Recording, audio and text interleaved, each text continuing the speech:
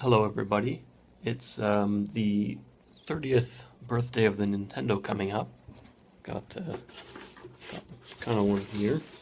It's actually just a case of one.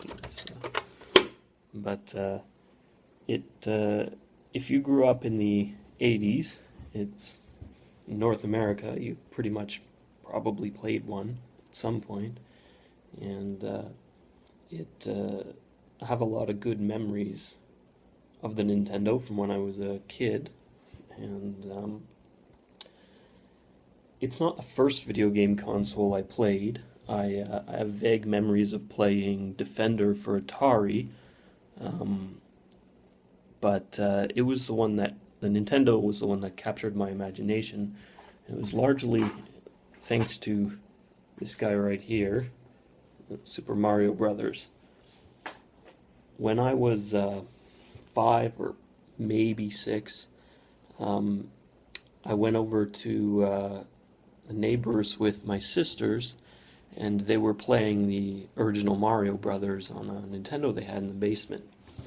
And I was just absolutely mesmerized. It was just amazing as a kid, even just playing it for a few seconds, just running around and jumping was an amazing experience at that point. And it seemed so amazing at the time to just be able to. It wasn't like a cartoon where you were watching something happen or a movie where you couldn't control it or a book. It was an adventure that you yourself controlled, and I was pretty much after that a sold out Nintendo fan as a kid. Um, Parents started renting Nintendos sometimes on the weekends for us. We called them Nintendo weekends, and it would pretty much be on nonstop the whole time. And I remember, you know, time spending um, quite a bit of time with my sisters. I remember playing all the whatever games we'd rent, stuff like Mario 2. I remember enjoying throwing turnips at Shy Guys, and we'd always play as the princess because she could float. And it was a lot of fun. And I got into everything Mario at that point. I remember watching the TV shows, the Super Mario Brothers Super Show, and others, and subscribed to Nintendo Power and everything. Um, I do sometimes think about it and kind of regret that my parents didn't put stricter rules on how long I could play. Um, it is a bit of a shame, as a kid, your brain's probably as flexible as it's going to be. And, if I'd spent a little less time playing games, I could have done all kinds of things, learned other things, learned another language, maybe played with friends more, or um, exercise my creativity more, or do things like that. And always kind of thought, if I ever had a kid, I'd probably put stricter rules on them, on time that they could play than I had, uh, or at least on certain types of games. If I don't feel it has a kind of use, if it's something like SimCity, they're probably learning something out of it. You learn about planning, you learn about budgeting, you learn about dealing with competing objectives and all kinds of things like that. Little skills. You like it's a simulated environment, but you're still getting a lot of the basic lessons. And I think I learned things from that. And I think there's a lot of potential for video games to be used as educational tools, and they aren't.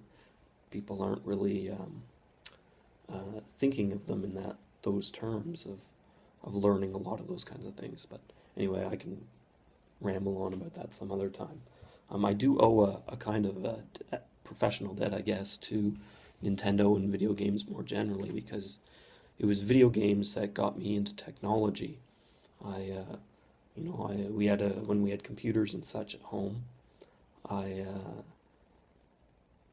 I'd use them mainly to play games, and I remember fiddling with, for those who remember back in the day, the configsys file in DOS to try to get certain games working. And I started really getting into programming when I was 16, and my goal was just to make a game. I never thought, hey, this is what I'd want to do for a job. It was just, hey, I'd really like to do this. And after a while, I found I enjoyed playing with the technology often more than playing the games. And from a technical standpoint, the Nintendo is interesting. Um, it's a relatively simple device, a very simple computer, and very, very low powered. For comparison, the processor in it's just a simple 8-bit processor clocked at like 1.7 megahertz. By comparison, the phone I'm recording this on is probably about 1,000 times faster clock speed. I think it's a 64-bit processor, multiple cores, really advanced. And the Nintendo only had 2 kilobytes of working memory. And again, by comparison, my computer on my desk has about 3 million times as much. It's it's really amazing what the Nintendo was able to do with extremely constrained hardware. But the secret to its success really was it had a graphics chipset on it that was custom built to do simple graphics, which was it could do tiled background and an overlay layer, and it could draw some sprites, and that's it. But it could do it very quickly, and what that allowed was it meant that the processor could be used solely for the game logic instead of drawing, and so you didn't need a powerful computer or a whole lot of memory to make these games. And if you look at a game like Mario 3 and compare it to something similar on the computer like Commander Keen, for that on a computer you'd need a much, much faster computer with a lot more memory. And the reason being is that on a computer it was a generalized device. It was meant to do everything, and so with a game like Commander Keen or something like that, you'd have to do all the drawing in the game itself, so the processor would be spending a lot of time just copying bytes over into video memory. It's like, oh, we're drawing the background, so we've got to just keep copying all these bytes, drawing sprites, just got to copy a whole bunch of bytes. And by offloading that to hardware, the Nintendo was able to get away with a much lower powered processor and consequently be affordable for, the average family. One last interesting thing about the Nintendo, I always thought this was interesting. If you look at Nintendo games like this, or these big honking things, but if you look at the Famicom games in Japan, the Nintendo was known as the Famicom. They're kind of tiny. This is the Famicom game Mother. I'll show you. If you compare the sizes, the lighting's bad, but maybe you can kind of see. And really, it was just a strange design decision by Nintendo to change up the design. If you look inside the game, here's Bubble Bobble. The chips are actually really tiny. It gets really small. You can see there. And one thing of interest, if I can get the light in there, you can see these 2 ROM chips. This little guy over here is an authentication chip. This is the last thing I'll talk about here. And it's how Nintendo controlled the licensing of games for the Nintendo.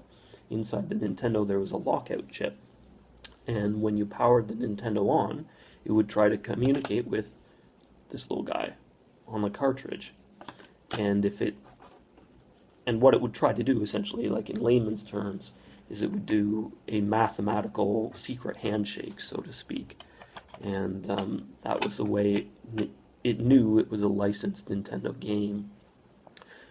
And if it didn't get a correct response or didn't hear back from it or whatever, it would just reset the console.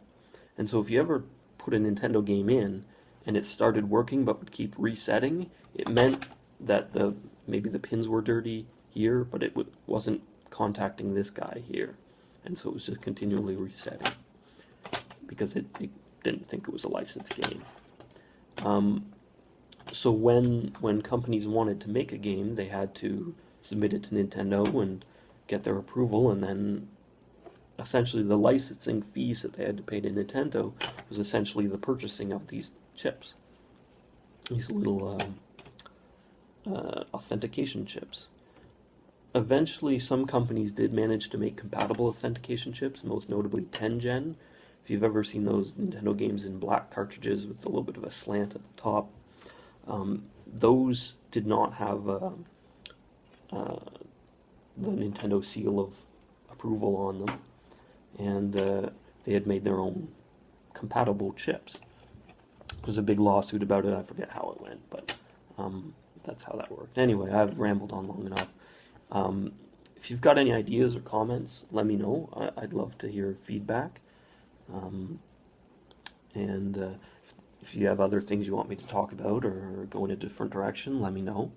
I've got lots of time to think, and like to keep pushing myself and getting out there. So I can talk more about games, or I can talk more about technology, or other topics, or politics, or whatever. But anyway, thanks for watching.